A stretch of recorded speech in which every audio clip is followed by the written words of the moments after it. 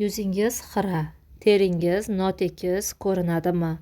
Siz uchun juda noodatiy, lekin super samarali niqob retseptini o'ylab topdim.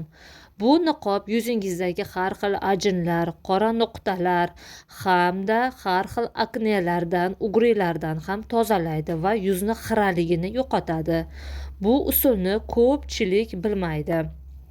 Xo'sh, retseptga o'tsak, bir osh qoshiq guruch uni yoki bo'lmasa maydalangan guruch ham bo'ladi.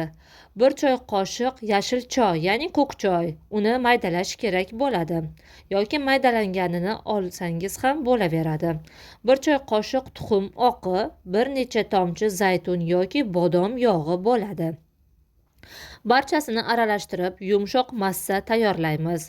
Yuzga yupqa qilib surtamiz va 10 daqiqa qoldiramiz.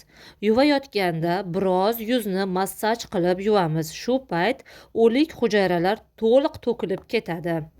Bu niqob yuzdagi qora nuqtalarni tozalaydi, rangini ochartiradi va terini yoshartiradi. Ko'k choy yallig'lanishga qarshi, guruch uni esa tabiiy skrab vazifasini bajaradi. Haftasiga 1-2 marta shuni qilsangiz, yuzingiz parvarish qilingan spa salonidan chiqqandek bo'ladi. Siz ham sinab ko'ring va natijani izohlarda yozing. Barchangizga sog'lik, salomatlik tilab qolaman. Yoshlik eliksiri kanalimga bir dona obuna tugmachasini bosib qo'yishingizni iltimos qilib so'rab qolaman.